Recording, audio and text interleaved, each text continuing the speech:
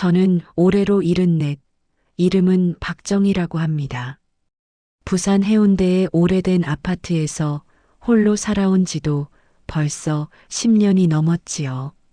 남편이 세상을 떠난 뒤 저는 제 교직 시절의 퇴직금과 조금씩 모아둔 돈으로 이 집을 지켰습니다. 창밖으로 파도 소리가 들리면 그저 조용히 하루하루를 버티며 사는 게 제겐 위안이었습니다. 그런데 말입니다. 어느 날 부산 해운대 아파트 32층 거실 창문으로 펼쳐지는 끝없는 바다를 바라보며 박정희는 오후 드라마를 보고 있었다. 74세 은퇴한 국어교사인 그녀에게 평일 오후는 늘 이렇게 조용했다. 가끔 옆집에서 들려오는 요리하는 소리나 복도를 지나가는 발걸음 소리가 전부였다. 띠링. 초인종이 울렸다. 정희는 깜짝 놀라 허리를 폈다. 일주일에 한 번 오는 가사도우미 말고는 거의 방문객이 없었는데 오늘은 화요일이었다. 현관 모니터를 들여다보니 아들 박성우와 며느리 이선영이 서 있었다. 어머니, 안녕하세요. 어머님, 오랜만이에요. 두 사람 모두 환한 미소를 지으며 손을 흔들고 있었다. 성우는 고급 과일 바구니를, 선영은 화려한 꽃다발을 들고 있었다. 정희는 당황했다. 평소라면 명절이나 생신에만 얼굴을 비추던 그들이 갑자기 웬일인가. 문을 열자 성우가 먼저 들어서며 정희의 얼굴을 살폈다. 어머니, 건강해 보이시네요. 그동안 잘 지내셨어요? 어머님, 날씨가 좋아서 잠깐 들르게 됐어요. 이 꽃 어머님 좋아하실 것 같아서 가져왔어요. 선영의 목소리는 평소보다 한 톤 높았고 미소도 어딘가 어색했다. 결혼 6년 동안 정희가 무슨 꽃을 좋아하는지 한 번도 물어본 적 없던 며느리가 갑자기 꽃다발을 들고 온 것부터가 의심스러웠다. 그래, 들어와 앉아라. 갑자기 웬일이니? 차라도 마실래? 거실에 자리를 잡은 아들 부부는 어쩐지 들뜬 모습이었다. 서로 눈짓을 주고받는 모습이 마치 무언가 계획된 행동 같았다. 정희가 차를 가져다 주자 성우와 선영이가 눈을 마주치더니 입을 열었다. 어머니, 일본 여행 한번 다녀오세요. 선영이와 함께요. 차잔을 들던 정희의 손이 잠시 멈칫했다. 갑작스러운 제안에 당황했다. 전직 교사로 평생 검소하게 살아온 자신에게 갑자기 효도 여행이라니. 평소 용돈만 달라고 하던 아들 부부가 이럴 리 없었다. 갑자기 웬 여행이니? 난 괜찮아. 거절했지만 성우는 계속 설득했다. 그의 목소리에서 어떤 초조함이 느껴졌다. 평소와 달리 정의를 배려하는 말투가 오히려 불편하게 느껴졌다. 어머니, 모처럼 며느리와 시간도 보내시고 건강 회복도 하시라고요. 제가 모든 비용 다 냈으니까 편하게 다녀오세요. 내가 언제 몸 상태가 안 좋다고 했지? 정희는 의아했지만 말을 아꼈다. 최근에 허리가 좀 아프다고 언급한 적은 있었지만 그 정도로 여행을 권유할 일은 아니었다. 옆에서 듣고 있던 선영도 무척 적극적이었다. 평소 정희와 눈도 마주치지 않던 며느리가 오늘따라 계속 웃으며 말을 건네는 모습이 낯설었다. 어머님, 온천도 가고 맛있는 것도 많이 드시게 해드릴게요. 꼭 같이 가요. 일본 음식이 건강에 좋다고 하잖아요. 특히 교토근교 온천은 관절염에도 효과가 있대요. 성우가 서류 봉투를 꺼냈다. 비행기표예요. 다음 주 목요일 출발이에요. 호텔도 예약해놨고 모든 코스도 선영이가 다 알아봤어요. 너무 갑작스러웠다. 무언가 석연치 않은 느낌이 들었지만 한편으로는 혹시 진짜 효도하려는 건가 하는 생각도 들었다.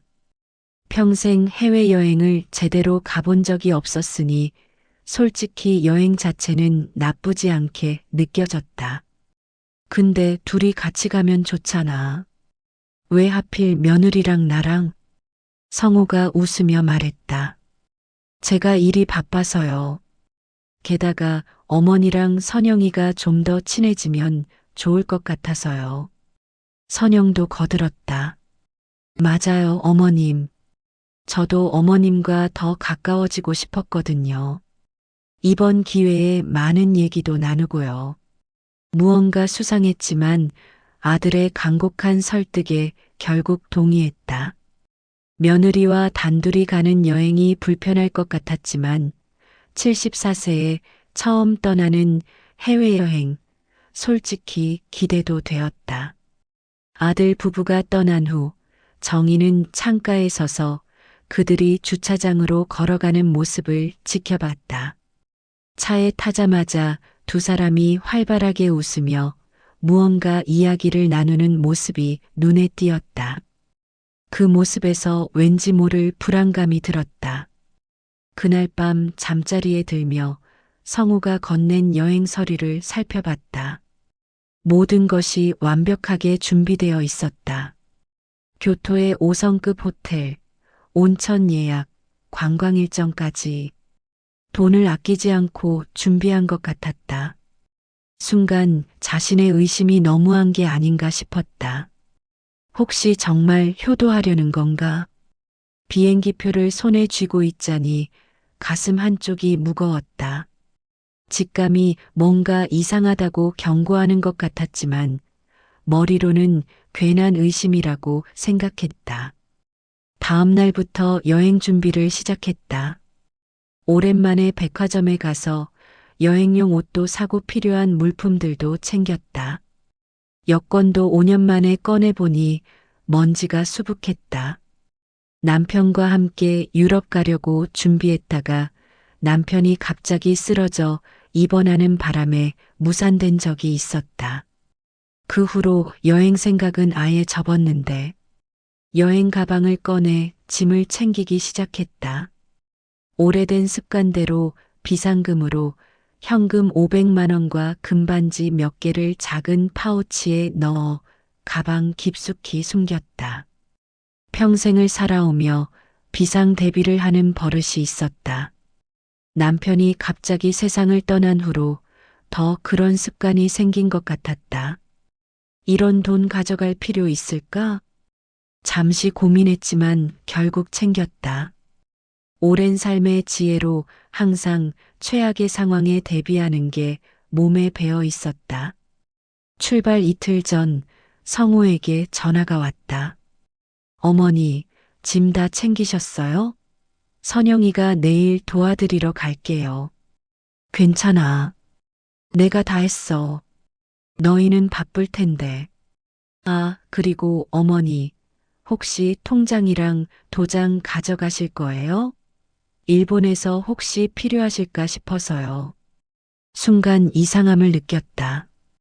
왜 갑자기 통장과 도장을 묻지? 일본에 가는데. 통장과 도장을 왜?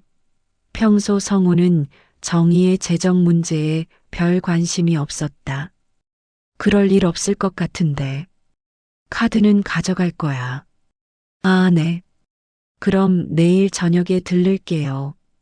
마지막으로 확인해 드릴게요. 전화를 끊고 나서도 이상한 느낌이 계속 들었다. 직감이 계속 경고하는 것 같았다. 출발 전날 성우가 다시 찾아왔다. 이번에는 혼자였다.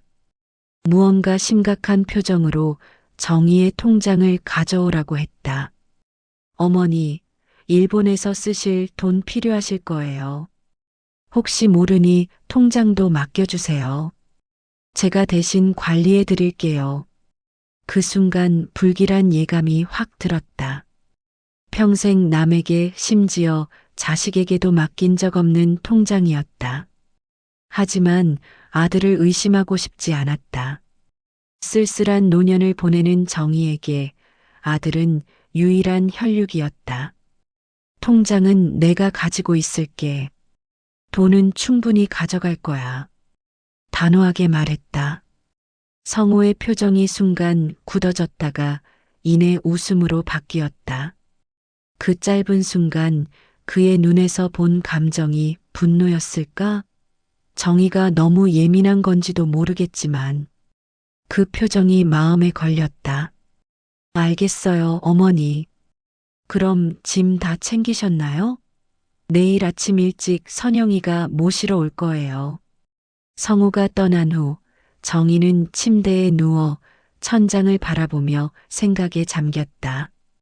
가방에 숨겨둔 비상금 파우치를 확인하고 여권과 카드를 다시 한번 점검했다. 무언가 석연치 않은 느낌이 계속 들었지만 나이 들어 의심이 많아졌나 하며 스스로를 달랬다. 잠들기 전 남편의 사진을 바라봤다. 10년 전에 떠난 그가 문득 그리워졌다. 여보, 이번 여행 괜찮을까요? 왠지 불안해요. 사진 속 남편은 여전히 따뜻한 미소만 지을 뿐이었다. 그런데 그때였다. 성우가 현관문을 나가며 중얼거린 말이 희미하게 들렸다. 정희는 침실 문을 살짝 열고 귀를 기울였다. 엄마, 이번 여행이 당신의 마지막일 거예요. 그 순간 정희의 온몸에 소름이 돋았다. 심장이 쿵쾅거리기 시작했다. 내가 잘못 들었나? 하지만 그 목소리는 분명히 성우의 것이었다. 차가운 톤으로 마치 무언가를 다짐하듯이 정희는 떨리는 손으로 여행 서류를 다시 펼쳤다. 이번에는 달리 보였다. 너무나 완벽하게 짜여진 일정, 너무나 상세한 계획. 이것들이 모두 무언가 다른 목적을 위한 것은 아닐까? 창밖으로 보이는 바다가 어둠 속에서 검게 물결치고 있었다. 마치 정희의 불안한 마음을 반영하듯이 내일이면 일본으로 떠나는 비행기를 타게 된다. 하지만 이제 그 여행이 정말 평범한 효도 여행일까 하는 의심이 머릿속을 떠나지 않았다. 정희는 가방 속 비상금을 다시 한번 확인했다. 그리고 마음속으로 다짐했다. 무슨 일이 있어도 조심해야겠어. 내 직감이 맞다면 이번 여행에서 살아 돌아와야 해. 밤새 잠을 이룰 수 없었던 정희에게 새벽이 밝아오고 있었다. 다음 날 아침 약속 시간보다 30분 일찍 도착한 선영은 평소와 달리 밝은 미소를 지으며 정희의 짐을 챙겨주었다. 과하다 싶을 정도로 친절했다. 어머님, 짐이 많으시네요. 제가 들어드릴게요. 여권이랑 중요한 서류는 제 가방에 넣어드릴까요? 안전하게 제가 보관할게요. 아니, 그건 내가 들고 있을게. 정희는 미소 지으며 대답했지만 속으로는 경계심이 더 커졌다. 택시를 타고 부산 김해공항으로 향하는 내내 선영은 일본 여행 계획에 대해 열심히 설명했다. 모든 것이 완벽하게 준비된 듯했다. 하지만 선영이 스마트폰으로 누군가와 메시지를 주고받는 모습이 눈에 들어왔다. 순간적으로 봤을 때 준비됐어라는 문구가 보인 것 같았다. 공항에 도착하자 더욱 불안해졌다. 출국장으로 향하는 동안 정희는 계속 주변을 둘러봤다. 마치 누군가 자신들을 지켜보고 있는 것 같은 느낌이 들었다. 혹시 성우가 숨어서 보고 있나 하는 생각도 들었다. 출국 수속을 마치고 비행기에 올랐다. 창가 자리에 앉은 선영 옆에 정희가 자리를 잡았다. 선영은 정희에게 자주 웃으며 말을 걸었다. 어머님, 비행기 괜찮으세요? 불편하시면 제가 담요 가져다 드릴게요. 비행하는 동안 물 많이 드세요. 평소라면 상상도 할 수 없는 친절에 당혹스러웠지만 감사히 받았다. 하지만 선영의 행동 하나하나가 어쩐지 연기처럼 느껴졌다. 진심 어린 배려가 아니라 누군가에게 보여주기 위한 행동 같았다. 이륙 후 약 30분 뒤 기내식이 나왔다. 선영은 정희의 식판까지 정리해주며 극진했다. 어머님, 편안하게 주무세요. 일본 도착하면 제가 다 알아서 할게요. 처음으로 느껴보는 며느리의 따뜻한 배려에 마음이 조금 누그러졌다. 혹시 내가 며느리를 너무 어렵게 생각했나 하는 생각도 들었다. 좀처럼 편안해지지 않는 마음이었지만 비행기의 흔들림과 따뜻한 차를 마신 효과인지 서서히 잠이 들었다. 얼마나 지났을까? 옆에서 들리는 작은 목소리에 반쯤 깼다. 눈을 감은 채 귀를 기울이니 선영이 누군가와 통화하는 소리가 들렸다. 가슴이 철렁 내려앉았지만 계속 잠든 척했다. 응, 지금 어머님 주무시고 계셔. 계획대로 진행하면 돼. 교토 시내에서? 알겠어. 그럼 기요미즈데라 쪽으로 가면 되겠네. 어머님 성격상 길 잃어도 도움 청하기 어려우실 거야. 자존심이 세우시니까. 일본 경찰도 관광객 실종은 심각하게 안 받아들인대. 특히 노인은 치매로 생각하고. 정희는 메시지를 들으며 온몸에 식은땀이 흘렀다. 내 며느리가 나를 버리려 한다니. 숨이 막혔다. 그동안 쌓인 서운함, 외로움이 한순간에 분노로 바뀌었다. 손이 떨려 움직이기조차 힘들었다.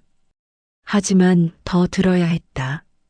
선영의 통화가 계속됐다. 변호사 말로는 실종 신고 7년 지나면 법적으로 사망 처리 가능하대. 그때 재산 상속받으면 돼. 어머님 통장 잔액 확인했어. 생각보다 많더라. 부산 아파트까지 합하면. 걱정하지 마. 어머님은 일본어도 못하시잖아. 거기서 길 잃게 하고 오면 돼. 정희는 이불을 입에 물고 소리 없이 울었다. 내 아들이, 그렇게 사랑했던 내 아들이 둘이 짜고. 눈물이 나왔지만 재빨리 닦았다. 감정에 빠져 있을 시간이 없었다. 선영이 통화를 끝내고 화장실로 가는 소리가 들렸다.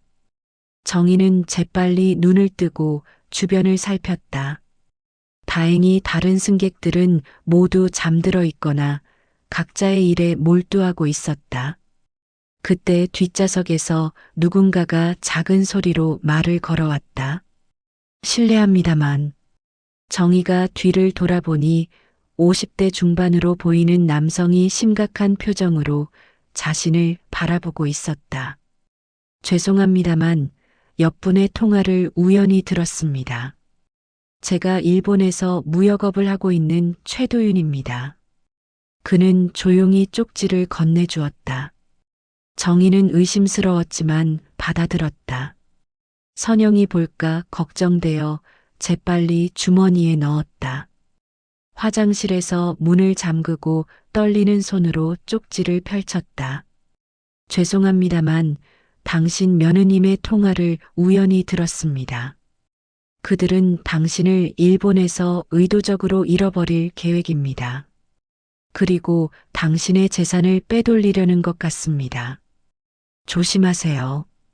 제 연락처입니다. 전화번호가 적혀 있었다. 심장이 멎는 것 같았다. 성우와 선영의 계획이 사실이었던 거였다. 내가 평생 모은 재산을 빼앗고 나를 이국 땅에 버리려는 계획이었다.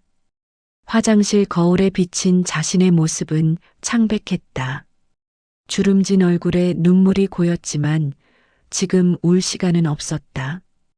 깊게 숨을 들이마시고 몇 번 반복한 후 얼굴에 물을 살짝 튀겼다.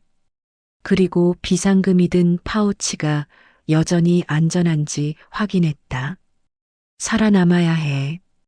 그리고 성호에게 이런 짓을 하게 만든 내 잘못이 뭔지도 알아봐야지. 마음을 다잡았다. 쪽지에 적힌 연락처를 휴대폰에 저장했다. 한국인 교민의 무역업자라. 왜 낯선 사람이 나를 돕고 싶어 할까? 의심도 들었지만 지금은 어떤 도움이든 필요했다. 쪽지는 작게 접어 속옷 안쪽 주머니에 꼼꼼히 넣었다. 선영에게 발각되면 안 되니까. 화장실 밖으로 나오기 전에 거울을 다시 한번 봤다. 강해져라, 박정희.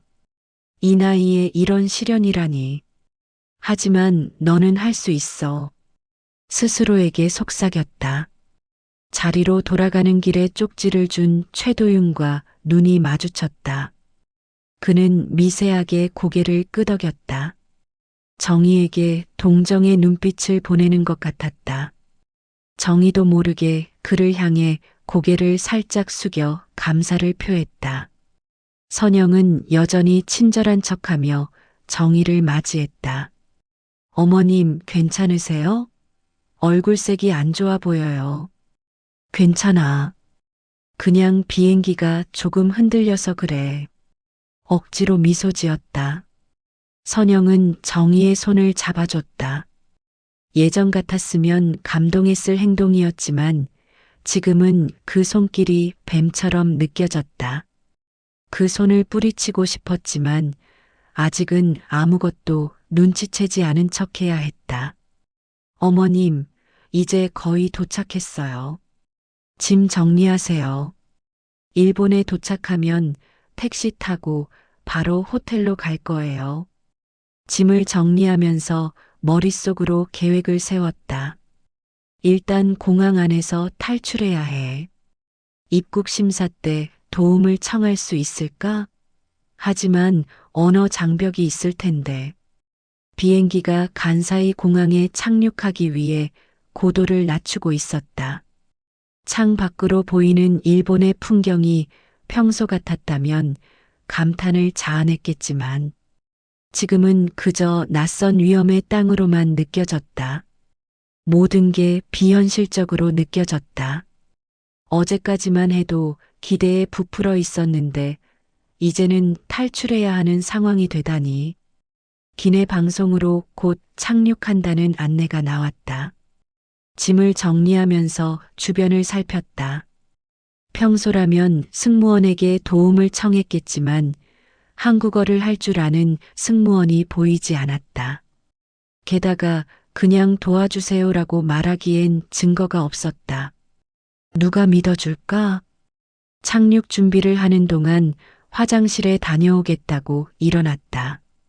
좁은 통로를 지나는데 최도윤이 갑자기 정희의 팔을 살짝 잡았다. 저 실례하세요. 의아한 표정으로 그를 바라보자 그는 조용히 또 다른 쪽지를 건네줬다. 한국 사람처럼 보이는 그 남자는 심각한 표정으로 쪽지를 받으라는 제스처를 했다. 의심스러웠지만 받아들였다. 선영이 볼까 걱정되어 재빨리 주머니에 넣었다. 화장실에 들어가 문을 잠그고 떨리는 손으로 쪽지를 펼쳤다. 공항에서 저를 찾으세요. 한국어 안내 데스크 근처에서 기다리고 있겠습니다. 저는 일본 교민회에서 활동하고 있습니다. 요즘 이런 일이 자주 있어서 자원봉사로 공항에서 도움을 드리고 있습니다. 절대 혼자 행동하지 마세요. 심장이 터질 것 같았다. 이런 끔찍한 일이 나만 겪는 게 아니라는 사실이 믿기지 않았다. 그동안 가족이라고 믿었던 사람들이 나를 버리려 한다니. 화장실 거울에 비친 제 모습은 창백했다. 주름진 얼굴에 눈물이 고였지만 지금 울 시간은 없었다. 살아남아야 해. 내가 키운 아들이 내가 받아들인 며느리가 나를 죽이려 한다면 나라도 나를 지켜야지. 자리로 돌아오는 길에 최도윤과 눈이 마주쳤다. 그는 미세하게 고개를 끄덕였다. 정희에게 희망의 눈빛을 보내는 것 같았다. 정희도 모르게 그를 향해 고개를 살짝 숙여 감사를 표했다. 선영은 여전히 친절한 척하며 정희를 맞이했다. 어머님, 곧 도착해요. 짐 정리하세요. 혼란스러운 머릿속으로 생각이 빠르게 스쳐 지나갔다. 이럴 수가. 내가 그렇게 아끼고 사랑한 아들이. 배신감과 충격으로 가슴이 무너져 내렸지만 겉으로는 태연함을 유지했다. 이제 살아남기 위해서는 머리를 써야 했다. 비행기가 활주로에 닿는 순간 정희의 인생에서 가장 중요한 싸움이 시작된다는 것을 느꼈다. 이것은 단순한 가족 갈등이 아니라 자신의 생존을 위한 전쟁이었다. 70년 인생에서 이런 극한 상황은 처음이었다. 승객들이 하나둘 일어나기 시작했다. 선영은 정희의 짐을 챙기며 계속 미소 지었다. 어머님, 제가 캐리어 들게요. 어머님은 가방만 들고 따라오세요. 정희도 미소로 답했지만 속으로는 내가 내 짐까지 챙겨서 어딘가에 버릴 생각이지 하는 생각이 들었다. 하지만 비상금은 자신의 작은 가방에 있으니 걱정 없었다. 비행기에서 내리면서 최도윤을 찾았지만 보이지 않았다. 아마 먼저 내렸나 보다. 일본 공항 터미널로 들어서며 입국 심사장을 향해 걸었다. 선영이 짐을 끌며 말했다. 어머님, 외국인은 저쪽 줄로 가야 해요. 여권 제가 들어드릴까요? 아니, 내가 갖고 있을게. 단호하게 말했다. 여권까지 뺏기면 아무것도 할 수 없을 테니까. 입국 심사를 기다리는 줄에 서서 주변을 살폈다. 도움을 청할 만한 한국인이 보이지 않았다. 아까 그 최도윤은 어디로 간 걸까? 심장이 빠르게 뛰기 시작했다. 입국 심사관에게 도움을 청해야 할지 고민했지만 일본어 실력으로는 상황을 설명하기 어려웠다. 내 차례가 되면 어떻게든 신호를 보내봐야겠다. 하지만 어떤 신호를 보내야 할지 막막했다. 드디어 정희의 차례가 되었다. 일본인 직원이 여권을 확인하고 몇 가지 질문을 했다. 일본어로 물었는데 하나도 알아들을 수 없었다. 선영이 옆에서 일본어로 대답했다. 뭐라고 했는지 알 수 없었지만 심사관은 고개를 끄덕이며 정희의 여권에 도장을 찍어줬다. 이 순간 무언가 행동을 취해야 한다는 생각이 들었다. 심사관의 눈을 마주치며 간절한 표정으로 작게 말했다. Help me. 아는 영어가 이것밖에 없었다. 하지만 심사관은 그저 웃으며 다음 사람으로 넘어갔다. 나의 목소리가 너무 작았나 보다. 선영이 정희의 팔을 잡았다. 어머님, 이쪽으로 가요. 짐 찾는 곳이에요. 기회를 놓쳤다는 생각에 절망감이 밀려왔다. 하지만 포기할 수는 없었다. 다음 기회를 찾아야 했다. 그런데 그때 짐을 찾는 곳에서 한국어 안내문이 보였다. 그리고 그 앞에 최도윤이 서 있었다. 그는 정희를 보자 살짝 고개를 끄덕였다. 이제 진짜 탈출의 시간이 왔다. 짐을 찾는 곳, 수화물 벨트 옆에 서 있는 최도윤의 모습은 어두운 터널 속에서 발견한 한 줄기 희망과 같았다. 그는 한국어 안내 데스크를 등진 채 마치 평범한 입국 승객처럼 보였지만 정희를 향한 그의 눈빛에는 긴박함과 연대감이 담겨 있었다. 선영은 짐 찾는 벨트 앞에 캐리어를 밀어넣은 채 주변을 두리번거리고 있었다. 어머님, 저희 짐은 저쪽에 있을 거예요. 잠깐만 여기서 기다리세요. 선영은 정희의 손을 잡으려 했지만 정희는 재빨리 손을 거두었다. 미안하다, 선영아. 기내식 먹고 속이 좀 안 좋네. 화장실 좀 다녀와야겠다. 정희는 최대한 태연하게 말했다. 선영의 얼굴에 순간적인 주저함이 스쳤다. 같이 가요, 어머님. 짐이 많아서 제가. 아니, 괜찮아. 금방 올게. 내가 짐 잘 지키고 있어. 여기서 보이니까 걱정 마. 정희는 단호함을 섞어 말했다. 여권을 뺏기지 않기 위해 작은 크로스백은 몸에 단단히 밀착시킨 상태였다. 선영은 잠시 망설이더니 결국 집 옆에 서 있기로 결정했다. 정희가 화장실로 향하는 모습을 뚫어지게 지켜보는 것이 느껴졌다. 정희는 화장실 방향으로 걷다가 선영의 시야에서 벗어나자마자 방향을 틀어 한국어 안내 데스크 쪽으로 빠르게 걸어갔다. 심장이 요동쳤다. 이 순간이 유일한 기회였다. 뒤를 돌아보니 선영이 목을 길게 빼고 주변을 두리번거리고 있었다. 아직 정희가 안내 데스크로 간 것을 눈치채지 못한 것 같았다. 불안함에 손에 땀이 흘렀다. 안내 데스크에 도착하자 정희는 숨을 고를 틈도 없이 최도윤에게 다가갔다. 최도윤 씨 맞으시죠? 죄송합니다. 도와주세요. 제 며느리가 저를. 정희의 목소리가 떨려 제대로 말이 나오지 않았다. 최도윤은 정희의 말을 끊고 낮은 목소리로 말했다. 박정희 여사님, 짐 찾는 곳에서부터 봤습니다. 상황은 다 알고 있습니다. 여기는 안전하지 않으니 빨리 이동해야 합니다.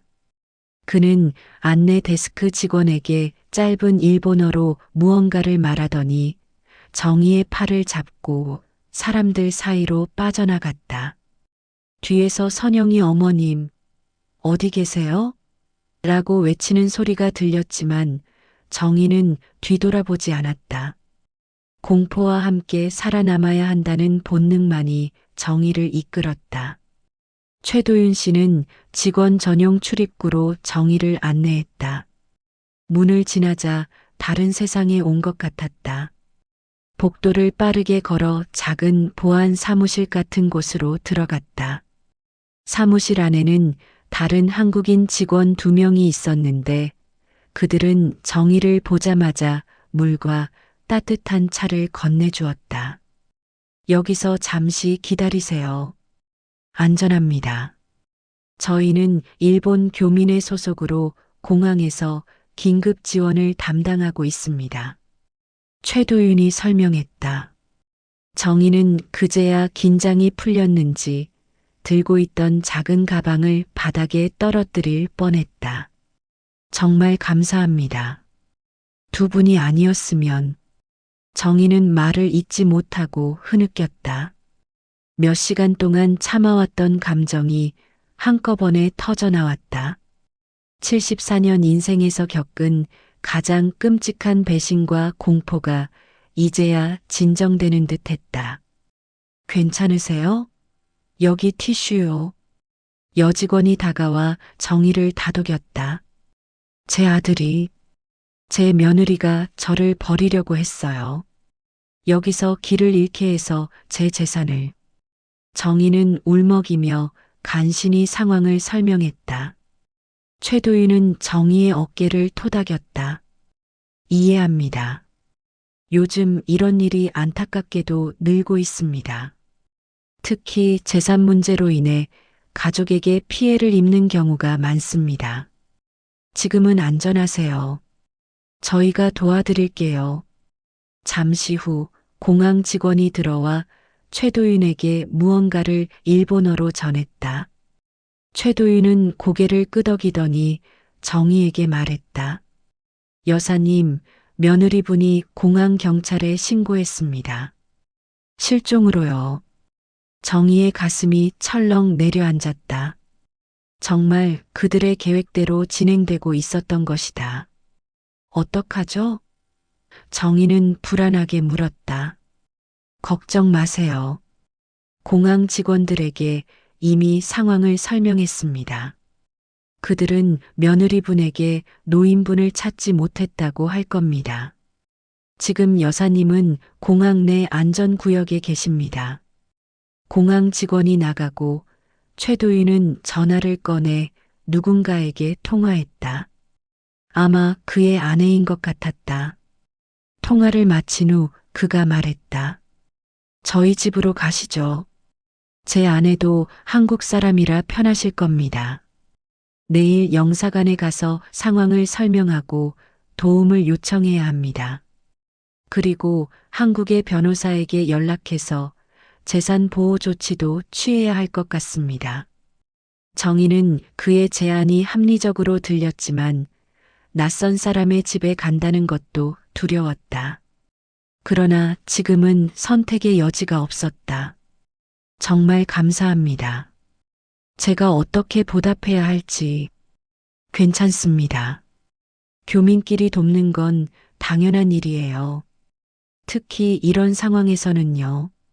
최도윤의 안내로 직원 전용 출구를 통해 공항 밖으로 나갔다. 그의 차에 올라타는 순간 정희는 완전히 안심할 수는 없었지만 깊은 배신감 속에서 느껴지는 타인의 온정에 감동했다. 차창 밖으로 일본의 풍경이 스쳐 지나갔다. 다른 때였다면 여행의 설렘으로 가득 찼겠지만 지금은 모든 것이 낯설고 두려웠다. 최도윤 씨, 정말 감사해요. 당신이 아니었다면. 그런 말씀 마세요. 어르신들이 해외에서 이런 일 당하시는 걸 많이 봤습니다. 특히 가족에게 이런 일을 당하시면 더 마음이 아프죠. 차는 도쿄 외곽의 조용한 주택가로 들어섰다. 2층짜리 단독 주택 앞에 멈췄다. 현관문을 열자 한국인 여성인 최도윤의 아내가 반갑게 맞아주었다. 많이 놀라셨죠? 어서 들어오세요. 차 준비해 놨어요.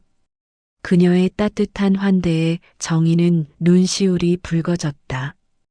거실에 앉아 따뜻한 차를 한 모금 마시자 몸이 조금 진정되었다. 김 여사님, 진정되시면 얘기해 주세요. 어떻게 된 일인지요? 강미정이 부드럽게 물었다. 정희는 깊은 숨을 들이쉬고 모든 이야기를 털어놓기 시작했다. 아들의 갑작스러운 여행 제안부터 선영의 이상한 행동, 성호의 섬뜩한 마지막 경고, 그리고 비행기 안에서 들은 충격적인 통화 내용까지. 말을 하는 동안 눈물이 계속 흘렀지만 이상하게도 마음은 조금씩 가벼워지는 느낌이었다. 그동안 혼자 감당했던 충격과 배신감을 누군가에게 털어놓는 것만으로도 위로가 되었다. 이야기를 마치자 강미정은 정희의 손을 꼭 잡아주었다. 정말 힘드셨겠어요. 하지만 이제 괜찮아요. 저희가 도와드릴게요. 최도윤은 생각에 잠겼다가 말했다. 일단 지금 바로 한국에 연락해야 합니다. 한국에 믿을 만한 변호사나 지인이 있으신가요? 아드님이 이미 위임장을 위조했을 가능성이 높습니다. 재산 동결이 가장 시급합니다. 변호사. 문득 생각이 났다. 정희의 집안일을 오래 봐온 변호사가 있었다. 그에게 연락해야 할 것 같아요.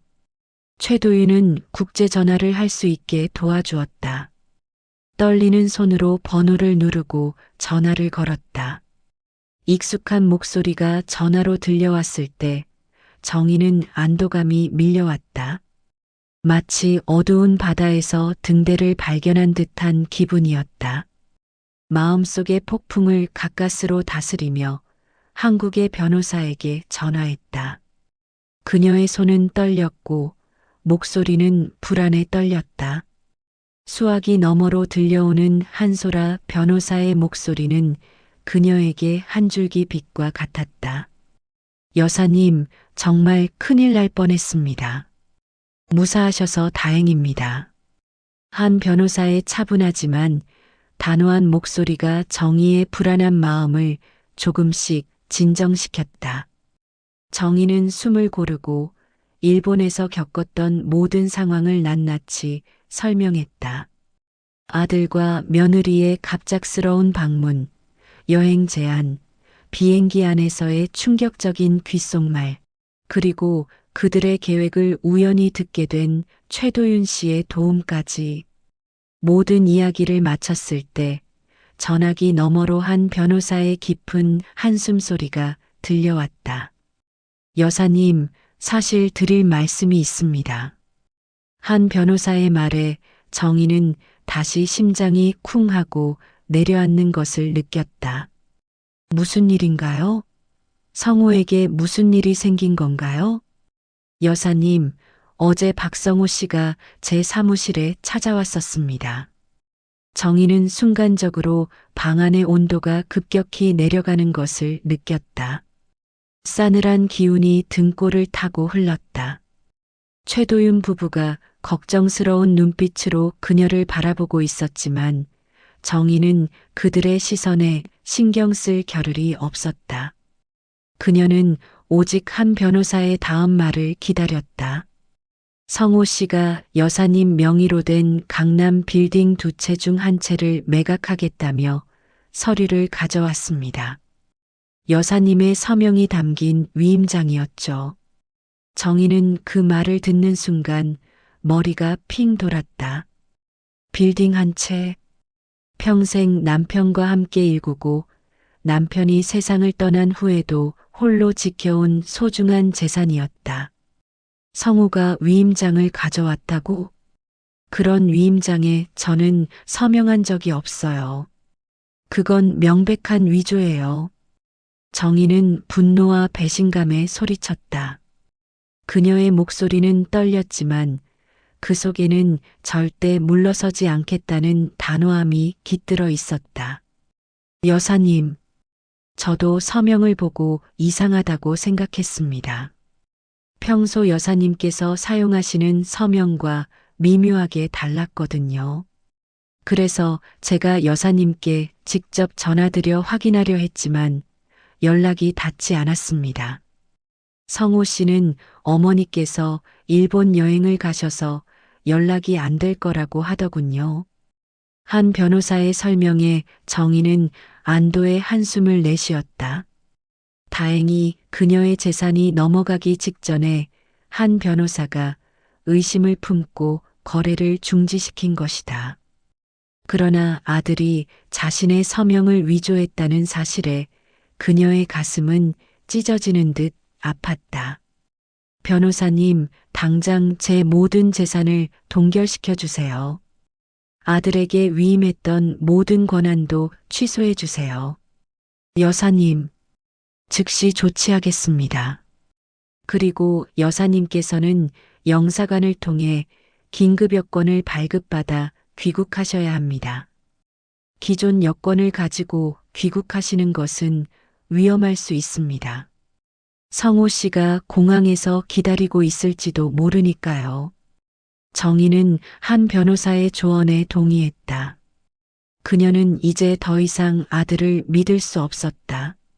아들이 그녀를 이국 땅에 버리려 한 것도 모자라 재산까지 가로채려 했다니.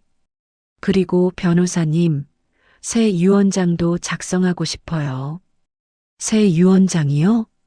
아들에게는 단 한 푼도 주고 싶지 않습니다. 제 모든 재산을 자식들에게 버림받은 노인들을 위한 사회복지재단에 기부하고 싶어요. 말을 하면서도 정희의 마음 한구석은 아려왔다.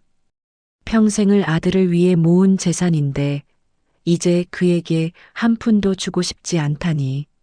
하지만 그가 그녀를 죽은 사람 취급하며 재산을 가로채려 했다는 사실을 생각하니 마음은 다시 단호해졌다. 알겠습니다, 여사님. 귀국하시면 모든 것을 준비해 두겠습니다. 법적 조치를 통해 성호 씨가 더 이상 여사님의 재산에 접근할 수 없도록 만들겠습니다.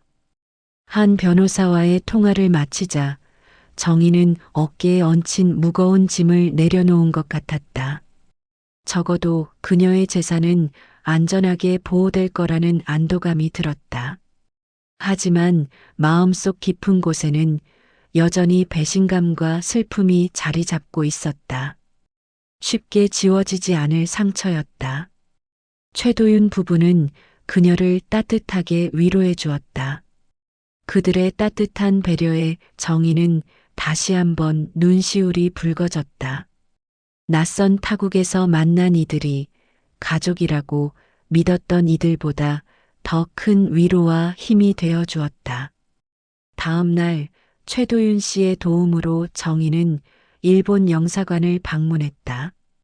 영사관 직원은 그녀의 이야기를 듣고 매우 유감스러워하며 긴급 여권 발급 절차를 신속하게 진행해 주었다. 영사관 직원의 말에 정희는 다시 한번 놀랐다. 이런 경우가 요즘 자주 발생하고 있습니다. 특히 재산이 많은 어르신들이 가족에게 이런 일을 당하는 경우가 늘고 있어요. 저희도 매우 안타깝게 생각합니다. 정희는 이 끔찍한 일이 자신에게만 일어난 것이 아니라는 사실에 충격을 받았다. 우리 사회가 얼마나 삭막해졌는지, 자식들이 부모를 이렇게 쉽게 버릴 수 있는지 참담함을 느꼈다. 영사관에서 그녀는 한국 경찰에도 이 상황을 통보했다는 말을 들었다. 아들이 그녀의 서명을 위조한 것은 명백한 범죄 행위였기 때문이다. 정희는 이제 더 이상 피할 수 없는 현실을 마주해야 했다. 아들을 경찰에 신고하고 법적 싸움을 벌여야 한다는 사실이 그녀를 짓눌렀다. 하지만 그녀는 이미 결심했다. 더 이상 도망치지 않고 자신의 삶을 지키기로. 이제 그녀는 피해자가 아닌 자신의 삶의 주인이 되어야 했다. 새로 발급받은 긴급 여권을 손에 쥐고 김정희는 한국행 비행기에 몸을 실었다. 교민회 회장인 최도윤 씨의 도움으로 원래 성호와 선영이 예약했던 항공사가 아닌 다른 항공사를 이용할 수 있었다. 착륙할 때까지 그녀는 혹시나 아들 부부나 그들의 공모자가 자신을 지켜보고 있지 않을까 하는 극도의 긴장감 속에서 단 한순간도 편히 눈을 붙일 수 없었다. 그녀는 비상금 500만 원과 금반지가 든 작은 파우치를 가슴에 단단히 안고 있었다. 이제 이 작은 가방만이 그녀의 유일한 보루였다. 인천국제공항에 도착했을 때 정희는 최대한 인적이 드문 통로를 이용했다. 박 변호사가 미리 알려준 대로 그녀는 일반 입국 게이트가 아닌 직원 전용 통로, 근처에서 자신을 기다리는 변호사 사무실 직원과 접선했다. 직원 차량에 몸을 숨기듯 올라탄 후에야 정희는 비로소 깊은 안도의 한숨을 내쉴 수 있었다. 김 여사님, 정말 고생 많으셨습니다. 변호사님께서 바로 사무실로 모시라고 하셨습니다. 차량은 빠르게 서울 시내로 향했다. 한 변호사의 사무실에 도착했을 때 정희는 이미 심신이 지칠 대로 지쳐 있었다.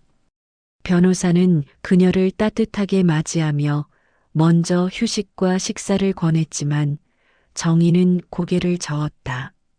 변호사님, 괜찮습니다. 저는 빨리 끝내고 싶습니다.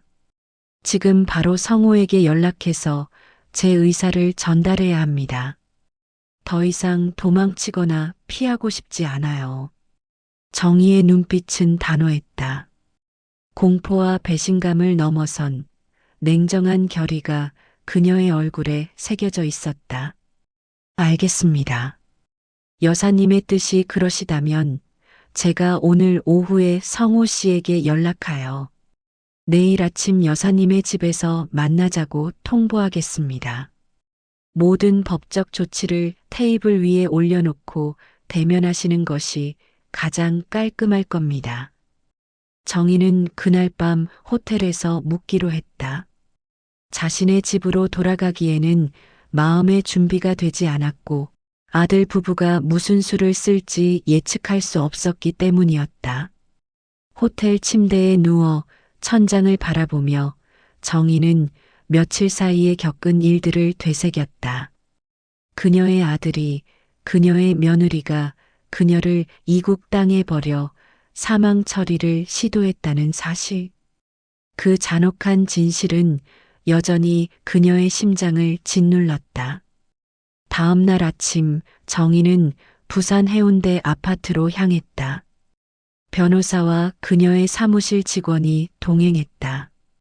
집 문 앞에 섰을 때 그녀는 다시금 깊은 숨을 내쉬었다.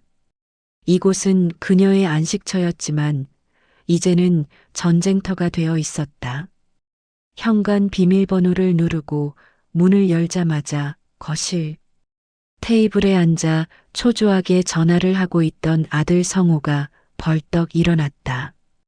그는 정희를 보자마자 당혹감과 분노, 그리고 공포가 뒤섞인 표정을 감추지 못했다. 어머니, 어머니, 어디 계셨던 거예요? 제가 얼마나 걱정했는지 아세요? 성호는 다급하게 변명을 쏟아내려 했지만 정희는 손을 들어 그의 말을 막았다. 걱정? 내가 정말 날 걱정했겠니?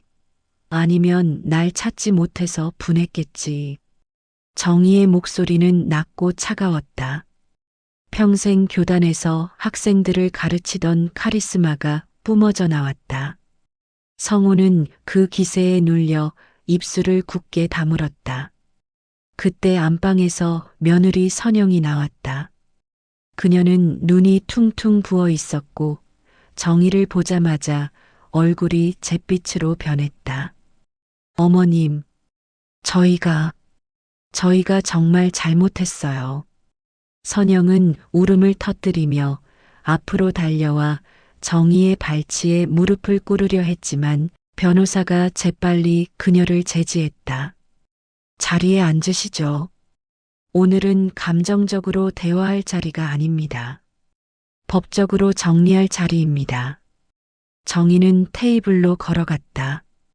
그녀의 가방에서는 일본에서 최도윤 씨의 도움으로 확보한 녹취 파일과 비행기 안에서 선영과 성호가 주고받은 메시지, 캡처 자료가 담긴 태블릿 PC가 꺼내졌다. 내가 다 알았어. 너희가 계획을 세워날 일본에서 잃어버린 척하고 그 사이에 내 재산을 가로채려 했다는 거. 정희는 태블릿 PC 화면을 돌려 선영과 성호에게 보여주었다. 화면에는 선영이 성호에게 보낸 문자가 떠 있었다. 어머님, 교토 시내에서 길 잃게 하고 오면 돼. 변호사 말로는 실종 신고 7년 지나면 법적으로 사망 처리 가능하대. 그때 재산 상속받으면 돼. 문자를 본 성호의 얼굴은 완전히 창백해졌다. 그는 소파에 주저앉아 고개를 푹 숙였다. 선영은 얼굴을 가린 채 흐느꼈다. 성호야, 내가 무슨 빚이 있든 사업이 실패했든 도와달라고 정정당당하게 요구했다면 내가 안 들어줄 줄 알았니? 그런데 너희는 날 우롱하고 기만했어. 내 목숨보다 돈이 소중했던 거지. 정희는 눈물을 글썽이는 아들을 보면서도 마음이 흔들리지 않았다. 이미 그녀는 그들이 파놓은 구덩이의 깊이를 직접 목격했기 때문이다. 어머니, 잠깐만요. 오해가 있어요. 그건 선영이가 충동적으로. 성우는 며느리에게 책임을 전가하려 했지만 정희는 단호하게 그의 말을 잘랐다. 그만하렴. 선영이와 주고받은 메시지, 그리고 내가 나간 후. 현관에서 이번 여행이 당신의 마지막일 거예요 라고 중얼거린 말까지 내가 다 들었어. 성우는 그제야 모든 것이 끝났음을 직감한 듯 완전히 무너져 내렸다. 정희는 가방에서 새로운 서류 뭉치를 꺼냈다. 변호사가 준비한 재산 보호 및 법적 조치 서류였다. 내가 오늘 너희를 위해 여기 변호사를 불렀어. 지금부터 이 자리에서 모든 법적 이야기를 끝내자. 그리고 그 이후엔 너희와 더 이상 볼 일 없게 만들 거다. 변호사가 자리에 앉아 서류 가방을 열었다. 그의 목소리는 냉정하고 침착했다. 자, 이제 시작하겠습니다. 박 여사님께서 결정하신 사항을 정식으로 통보하겠습니다. 변호사는 정희가 일본에서 겪은 일과 아들 부부가 시도한 재산 사기, 위임장 위조 등을 하나씩 짚어냈다. 성우는 처음에 그건 오해라고 항변하다가 변호사가 위조된 서명 자료를 제시하자 더 이상 반박하지 못하고 고개를 떨구었다. 이 사건에 대해 김 여사님은 법적 고소를 진행할 수도 있습니다. 이미 경찰과 접촉 중이며 혐의가 인정되면 사법 처리를 받게 될 가능성이 큽니다. 선영은 얼굴을 가리고 흐느꼈다. 변호사는 계속 설명했다. 허나 여사님께서는 일단 민사적으로 재산 보호를 완벽히 해두셨고 새 유언장 작성까지 마쳤습니다.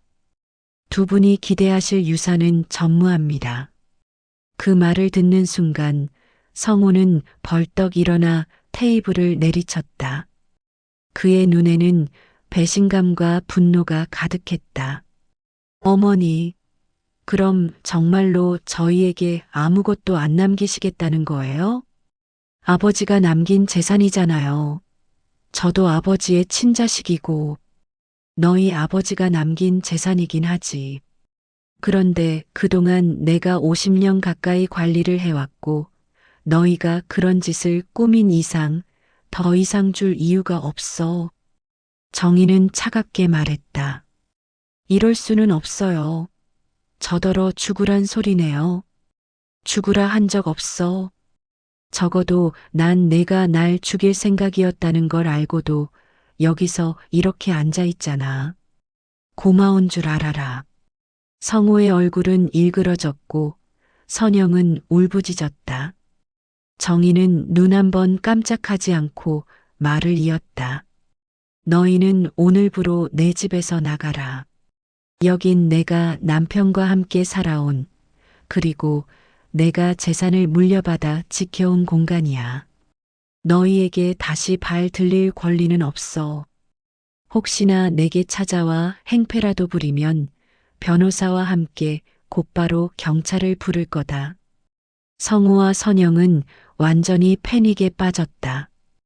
그들은 주섬주섬 자기 짐을 챙겼다.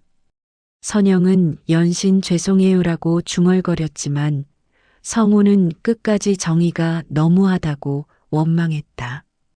정희는 더 이상 그들의 말에 대꾸할 필요를 느끼지 못했다.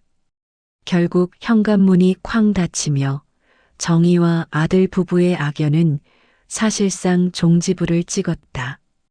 74년 인생에서 가장 무거운 시간이 흐른 뒤 찾아온 적막감이 거실을 메웠다.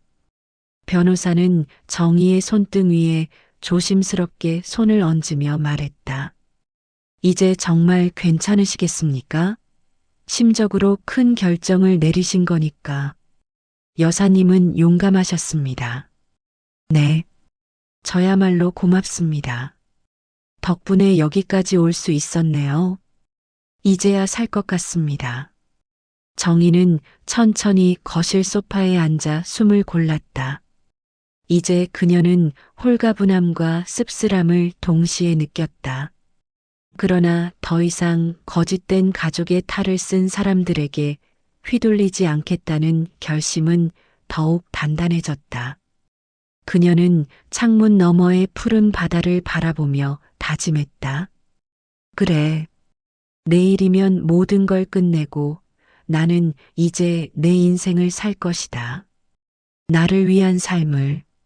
아들 성우와 며느리 선영이 집을 떠난 뒤 박정희의 해운대 아파트는 어색할 만큼 조용해졌다.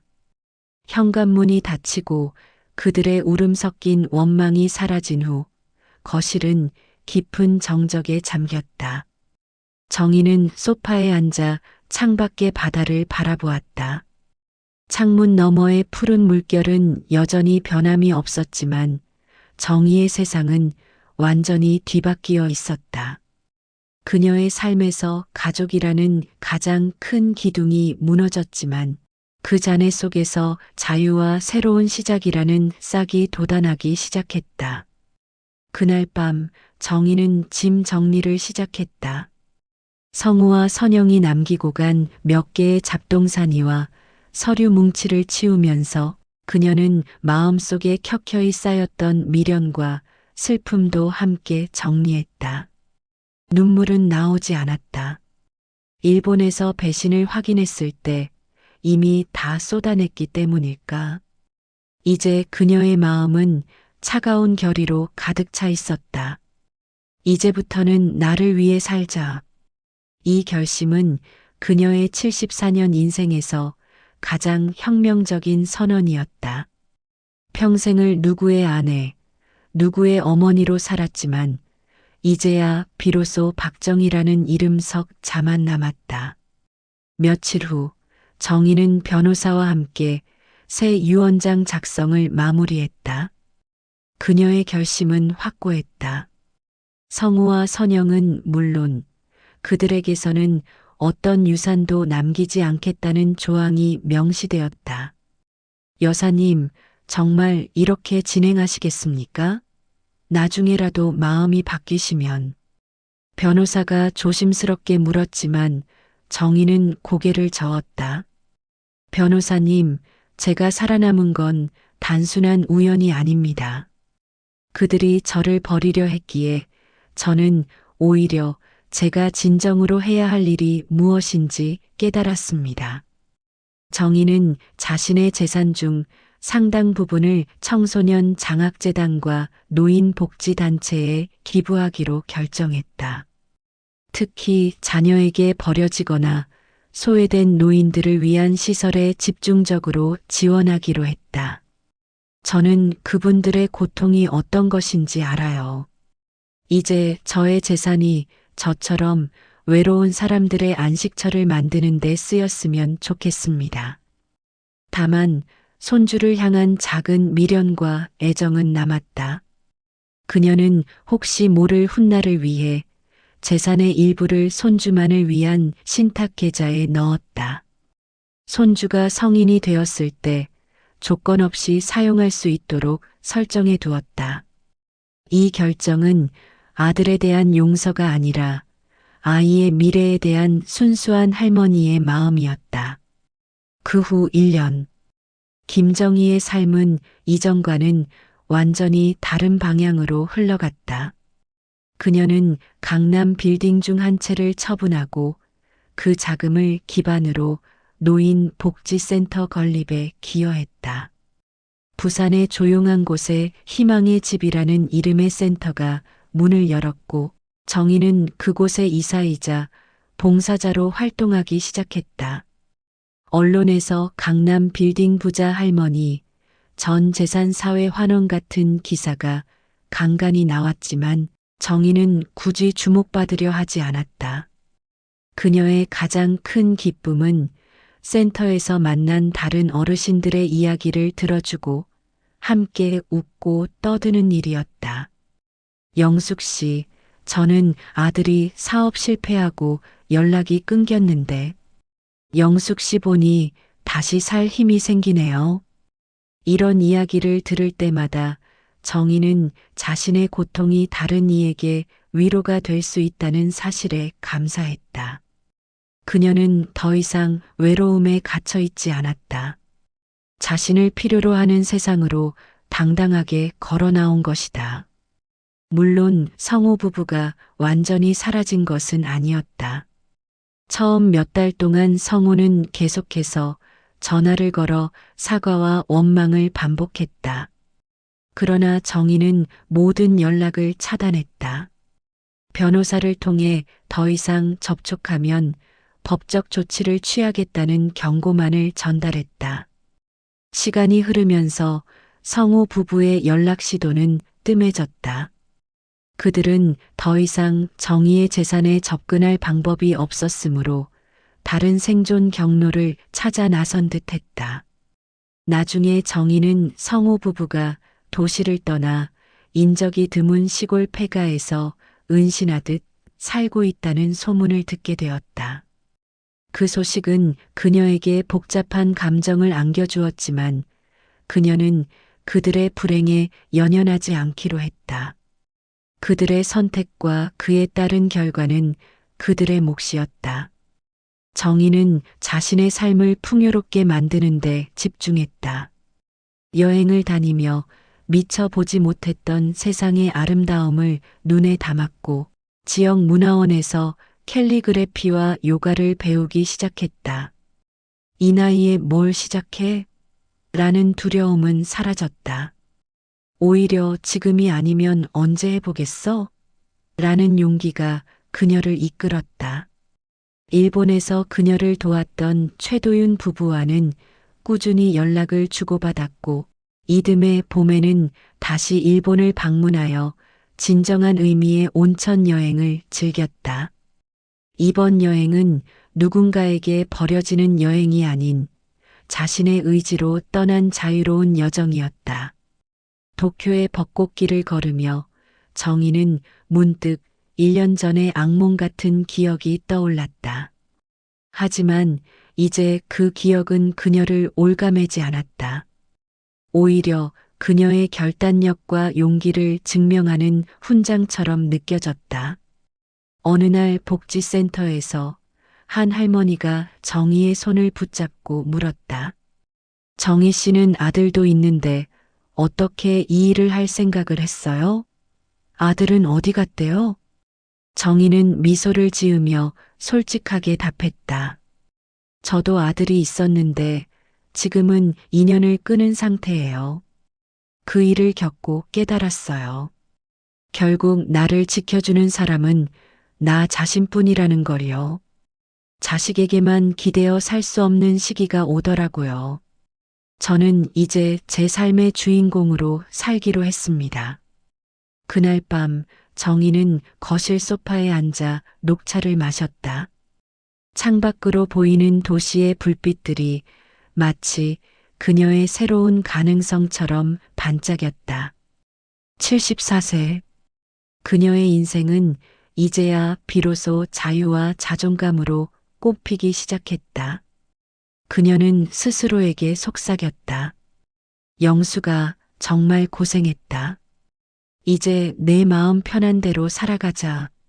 가장 소중히 믿었던 가족에게 배신당했어도 그녀는 자신을 지켜냈고 그 상처 위에서 더욱 강인하고 빛나는 삶을 만들어냈다. 그녀의 삶은 나이 들어도 늦지 않았다는 가장 강력한 증거가 되었다. 그녀는 더 이상 누군가의 어머니나 아내가 아닌 자유로운 인간 김정희로 살고 있었다. 저의 길고도 험난했던 여정을 읽어주셔서 감사합니다. 저는 배신이라는 깊은 상처를 받았지만 결국 저 자신을 지키는 용기를 통해 인생의 가장 큰 평화를 찾았습니다. 여러분은 살면서 스스로를 지키기 위해 가장 단호했던 순간은 언제였나요? 혹은 가족에게 받았던 상처를 어떤 방법으로 치유하고 계신가요? 여러분의 이야기와 지혜를 댓글로 나눠주세요. 저처럼 힘든 시간을 겪고 있는 분들에게 큰 용기가 될 것입니다.